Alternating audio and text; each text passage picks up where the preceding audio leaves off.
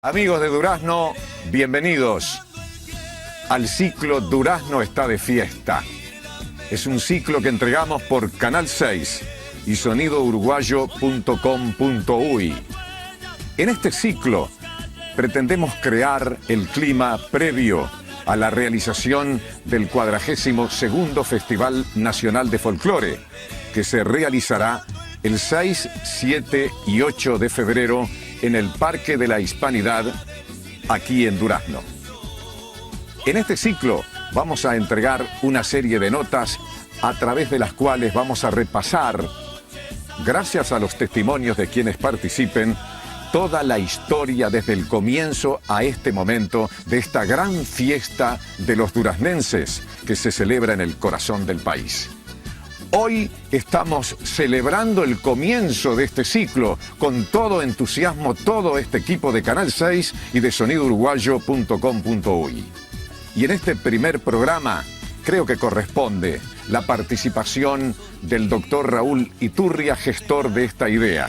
Y también vamos a hablar con la señora María Ramos, quien es hoy coordinadora general de la Intendencia de Durazno, quien nos va a contar cómo prepara Durazno y la Comisión este 42º Festival Nacional de Folclore.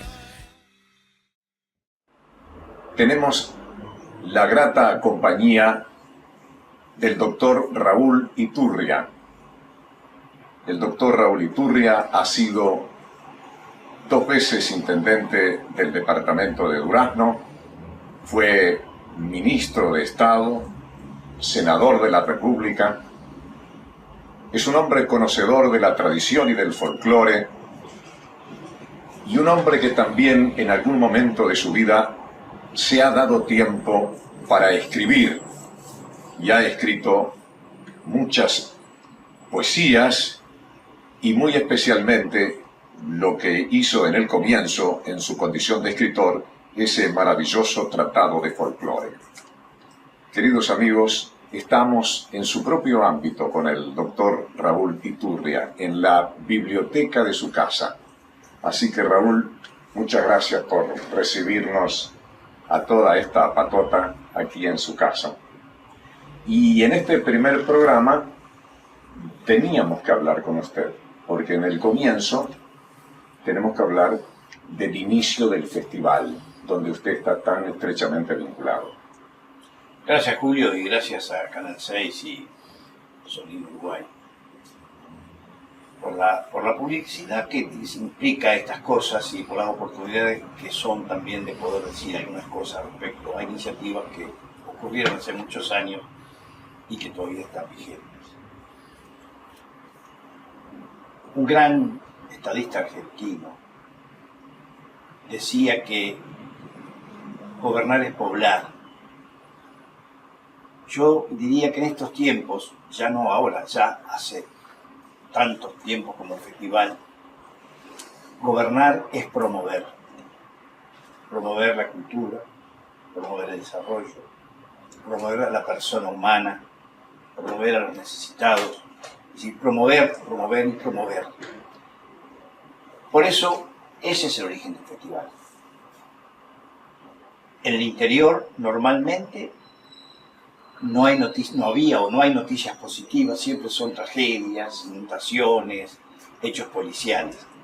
Y uno de los deberes de un intendente, al estar al frente de un departamento, ser responsable primero de todo lo que allí pasa, lo bueno y lo malo, tratar de generar noticias, hechos o acontecimientos que puedan significar la promoción de ese espacio geográfico y político que es un departamento. Esa fue la idea fundamental del festival. Y tuve en cuenta, y hay que decirlo, porque no hay por qué ocultar lo que uno pueda copiar de los que hicieron las cosas bien antes, a mí me inspiró mucho el Festival de Cosquín.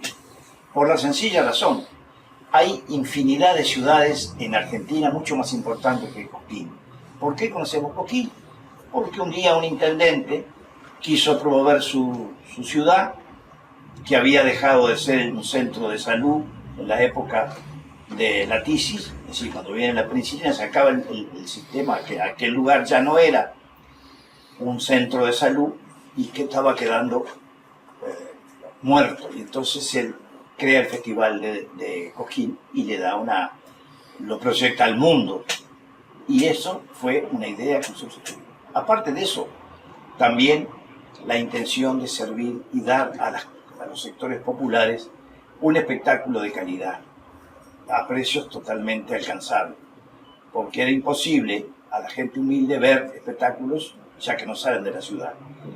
También oportunidades a los artistas jóvenes que quisieran incursionar en el folclore como música y canto popular, y todo eso permitió, con la ayuda, por supuesto, en primer lugar del pueblo Durán, porque el pueblo fue el que lo recibió con mayor calor y lo que atendió a todos los que llegaban y le dio el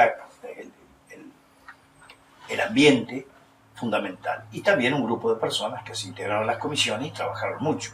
Había un grupo de folcloristas, estaba Givedagua, Hernán Sánchez, Piñeiro, y hacíamos espectáculos, iba mucha gente.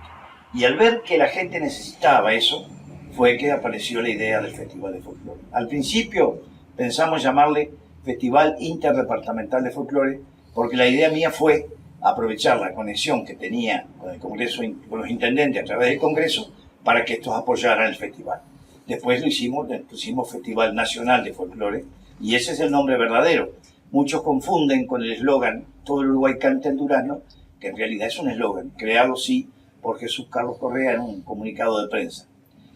Y todos los intendentes, salvo el de Montevideo, el doctor Rachetti no colaboró, los demás todos mandaron sus representantes. Y así, en el primer festival, en el concurso, hubo ganadores de Salto, de Soriano, de San José, de Colonia, de 33 y de otras partes de los departamentos. Y tan grande fue, tan exitoso fue el festival, que es una cosa que yo no había pensado, alcanzó otra dimensión, que fue ejemplo de festivales para hacerse en muchas partes del país. Esos festivales se están haciendo, se siguen haciendo, pero nacieron mucho después del Festival Nacional de Folclore de Durazno. Cuando se cumplieron 40 años y me invitaron al festival, a mí me parecía mentira que hubieran pasado tantos años y uno todavía viviendo, digo, generoso es Dios, ¿no? Pero de todas maneras, esa es la razón, las razones principales que hicieron posible ese festival. Pero ya digo, fue muy importante el apoyo del pueblo de Durazno y el apoyo de las 18 intendencias de interior.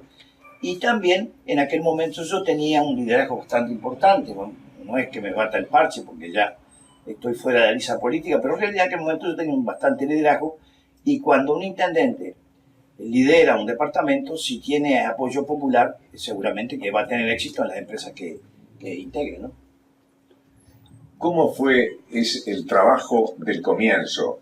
Usted decía recién que la comunidad participó apoyando el festival. ¿Qué recuerda en particular de esa primera experiencia del comienzo? Bueno, primero se integró la comisión con el representante de la comisión de fiestas, que era Alma Saavedra, de la comisión de turismo, que era Antonio Raúl Cabanas, de los folcloristas, que era Ochongo Bedá, Piñeiro, Moreira, y Hernán Sánchez. Weisman renunció después para participar como en el concurso de recitadores, y Piñeiro por razones particulares. Jesús Correa hacía la función, digamos, administrativa y de comunicaciones, porque se encargaba de todo lo que tenía que ver con la prensa. Y esa comisión funcionó bien. Pero naturalmente el primer festival, la primera jornada es el 9 de febrero del 73, un momento muy difícil para Uruguay, ¿no? Estaba en guerra en Uruguay. Empezó el festival y terminó como a las 6 de la mañana. La gente pasó frío, sed, hambre. Pero ya al día siguiente, con una rápida, digamos, adaptación a las circunstancias, la gente llevó abrigos, llevó comida, y ya fueron jornadas muy largas, pero muy hechas en familia. Los niños sobre una frazada o un poncho en el suelo dormían, y así empezó el festival. Y la segunda edición tuvo un bautismo de agua que fue fundamental. Llovía torrencialmente y a mí me decían que había que hacerlo, suspenderlo o hacer un estadio. Yo digo, no, pero si la gente está sacando entradas, hay que hacerlo en el estadio. Se hizo en el estadio, había mucho barro, pero había mucha alegría, y al pasar esa prueba de fuego que fue, o de agua mejor dicho, pasar esa prueba, evidentemente que ya quedó bautizado. Y dicen que la lluvia, y a mí me ha pasado en muchos actos de mi vida, he tenido mucha agua, el agua dicen que es bendición. y fue bendición, y el festival hoy sigue haciéndose, y como dije al principio, ese aspecto último de ser ejemplo para otras ciudades y otros festivales, no lo pensé en aquel momento. En ese sentido es una buena consecuencia que ha tenido esta fiesta, pero el propósito del intendente Iturria en su momento de crear la buena noticia, también eso fue cumplido. Claro, Uruguay, Durazno se conoce en toda la región, en Río Grande, Argentina, Paraguay, etcétera.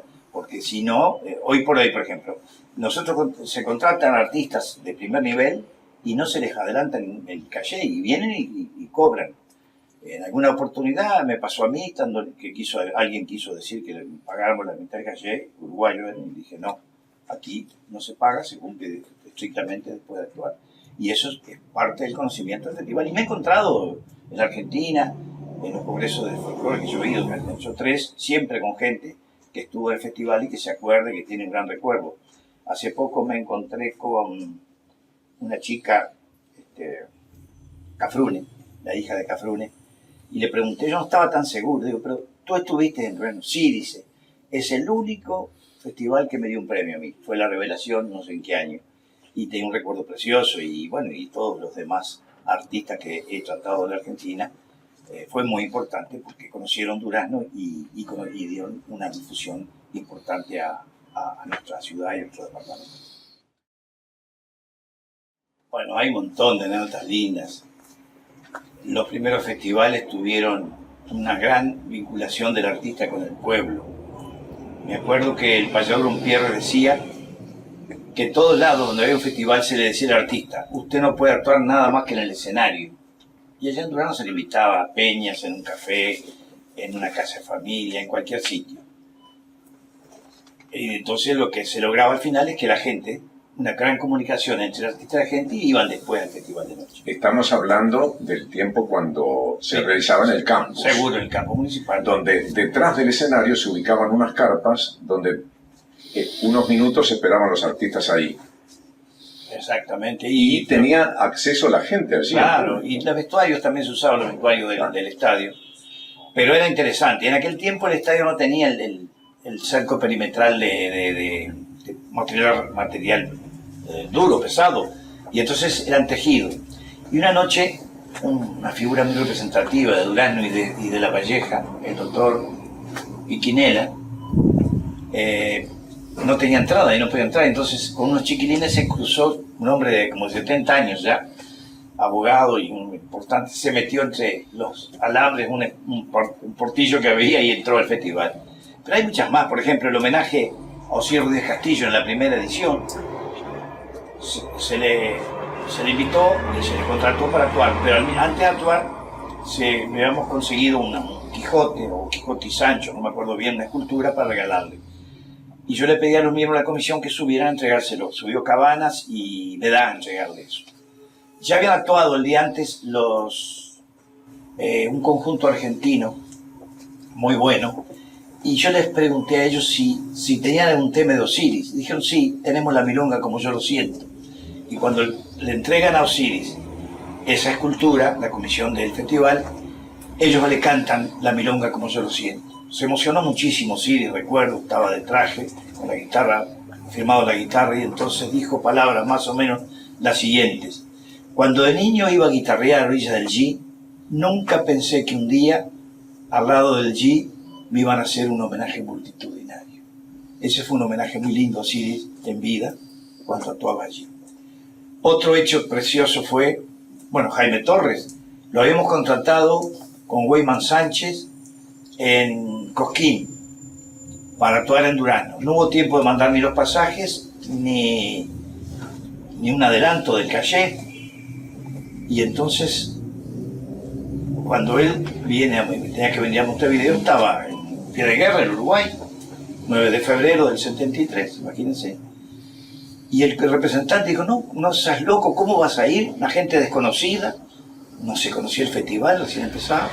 Él vino igual, pagó los pasajes y vino.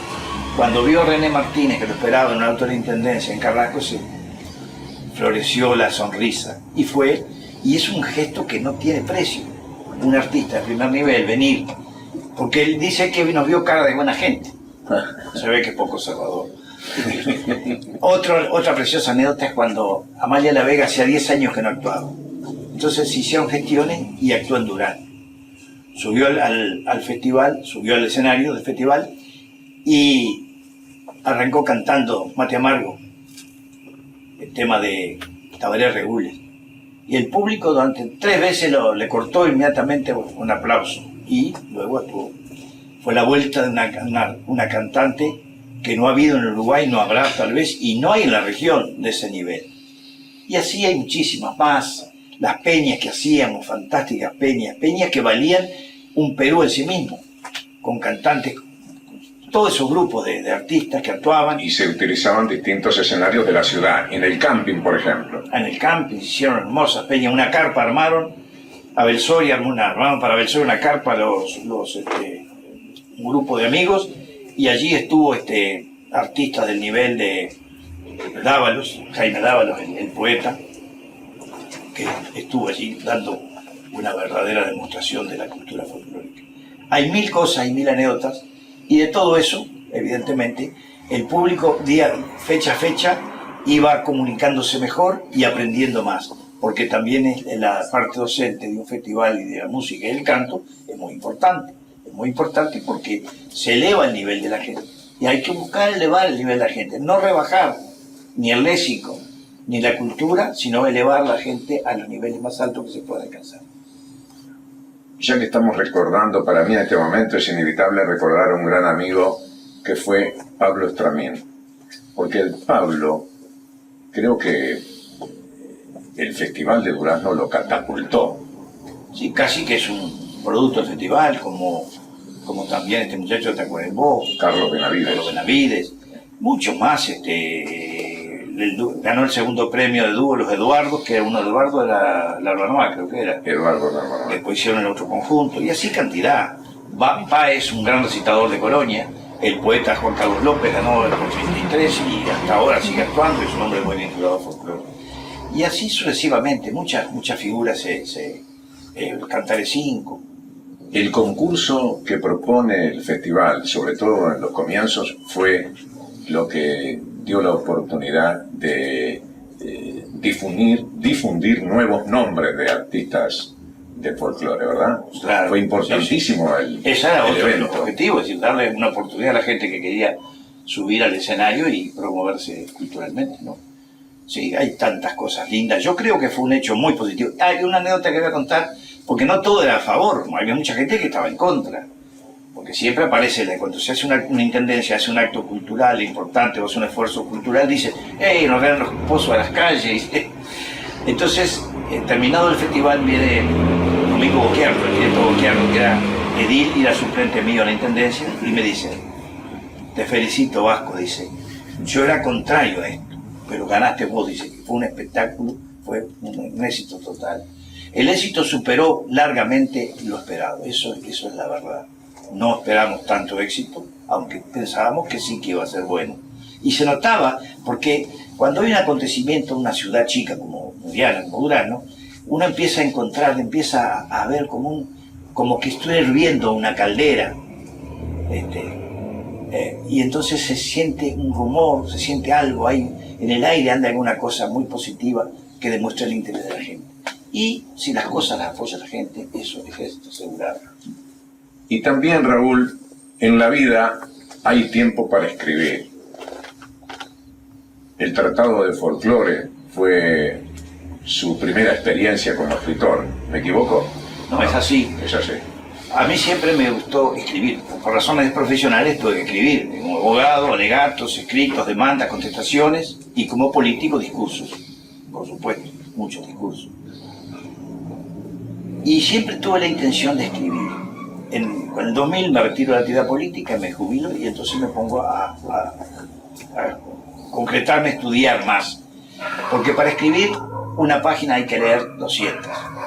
Y gracias a Dios tengo una biblioteca muy grande que me permite trabajar casi todo en mi casa. Empecé el Tratado de Folclore. La gente, y me lo dijeron cuando se presentó el libro, hubo personalidades importantes que dijeron, nosotros que de folclore creíamos que eran los chalchaleros y los fronterizos, no. Folclore es la cultura popular en todas sus manifestaciones. Folclore material, o sea, la vivienda, la alimentación, la vestimenta, las costumbres, lo social, las vinculaciones de la gente de folk. Folk es pueblo, lore es cultura popular. Y eso es lo que yo procuro hacer.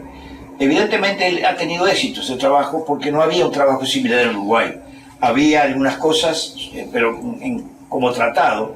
Yo lo imaginé tratado por mi experiencia como estudiante de Derecho. Tratados distintas materias de Derecho se hacen en tratado. Tratado quiere decir el estudio de un tema o de una materia, no en tanta profundidad, sino ordenadamente, metódicamente toda la temática. Y así fue. Y después seguí por el camino por ejemplo, de Hernandaria, que también está vinculado porque es quien introduce la ganadería en Uruguay, quien le pone el nombre de Santa Lucía al río.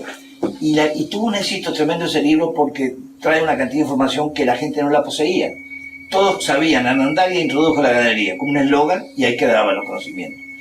Después seguí con el tema de mi querido amigo, el artista plástico Silvera Silva, escribiendo un libro que íbamos a hacer los dos. Él murió en ese interín y publiqué unas cuantas páginas sobre lo que yo entendí que era él, cómo había sido, lo que ha tenido.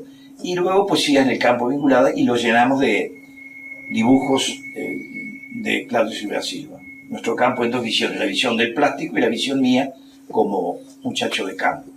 Después seguí con otros del 58, algunos libros de poesía. Últimamente, la expedición del G, un hecho importantísimo para Durazno, que Durazno no le dio la importancia que tenía que darle, porque es el único episodio de la campaña artiguista que se desarrolló en Durazno, de la Navidad del 1812 hasta enero de 1813. Y la precisión del G es un documento que es como un adelanto de la Instrucción del año 13, porque le canta le canta todas las verdades a Buenos Aires y a su gente. Cuando dice, el pueblo de Buenos Aires siempre será mi hermano, pero no contra el gobierno. Frase que parecía escrita para hoy, ¿no? Después, el último trabajo ha sido el de Elías Regules, que es un hombre de Sarandí del G, importantísimo como médico, como docente, como tradicionalista y como poeta, que necesitaba una biografía, la hemos hecho. Y así seguimos trabajando, porque hacer justicia a los hombres que tuvieron una importante actuación es fundamental. Yo al Uruguay le llamo la patria del olvido. Casi olvida a todo el mundo, hasta el momento que a Buenos Aires le da empuje y lo manifiesta y lo publica. Entonces dice, uruguayo. Recién ahí es uruguayo. Antes era un señor desconocido. Así cantidad de figuras, ¿no? Y entonces creo que a Pibel Devoto, yo fui el que impulsé el homenaje que se le hizo, un hombre el historiador que más ha trabajado en Uruguay. Tenemos la necesidad de reivindicar las figuras y los hechos importantes. La tradición es la base, la raíz de los pueblos y las sociedades. Y esa raíz hay que mantenerla viva para que el árbol pueda dar frutos. Muy bien. Estaría bueno que nos contaran qué está ahora, Raúl. Bueno, sigo. Tengo un libro demorado que es la influencia de la cultura o de lo vasco en el Uruguay. Lo tengo estudiado, tengo una gran bibliografía acá, ahí. Y anduve ahora por España, por el País Vasco, tomando fotos. Tengo mucha información. En un momento dado le hice en nombre del gobierno y del pueblo uruguayo, le hice un homenaje al fundador de Montevideo, al mariscal don Mauricio Zavala, que según mentas familiares podía ser pariente. Entonces yo le digo al tío Mauricio.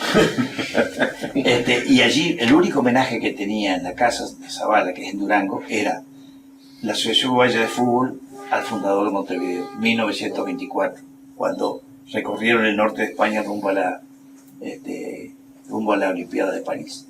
Y el gobierno uruguayo, el municipio de Montevideo, cumplió 250 años y no le hizo nada. Ahora pusimos otra plaquita. Es decir, lo vasco es muy importante en la historia del Uruguay y estamos tratando de ese libro que se está demorando. Ahora estoy trabajando para la Federación Rural, que cumple 100 años el año que viene. En fin, temas sobran y falta tiempo. Absolutamente. Son las palabras exactas para el final de este diálogo que hemos mantenido aquí en su propia casa con el doctor Raúl Iturria en el comienzo del ciclo Durazno está de fiesta. Y a ustedes les agradezco al Canal 6, a Radio Sonido Uruguayo, Uruguayo, Porque lo que dije al principio, hoy día, gobernar es promocionar. La promoción es fundamental. Se hacen las cosas mejores, si no se publicitan no tienen valor. Y no es promocionar al individuo, promocionar causas superiores de la colectividad. Así en ese propósito está el proyecto de Sonido Uruguayo, por ejemplo, con la experiencia que desarrollamos el año pasado en Durazno mismo, ¿no? Donde pusimos el micrófono absolutamente a todas las personas para que el mundo conociera al departamento a través de ese testimonio. Raúl, un lujo que nos haya recibido acá en nombre de toda esta patota. Muchas gracias, Julio. Un placer enorme. Agradecemos muchísimo al Vasco Iturria porque nos ha recibido en su casa, aquí en este lindo ámbito de su propia biblioteca. Hemos compartido estas vivencias, seguramente ha quedado mucho por saber, por conocer, de toda esta rica historia, no solamente del propio doctor Iturria, sino de esta fiesta que pretendemos iniciar a través de este ciclo. Durazno está de fiesta.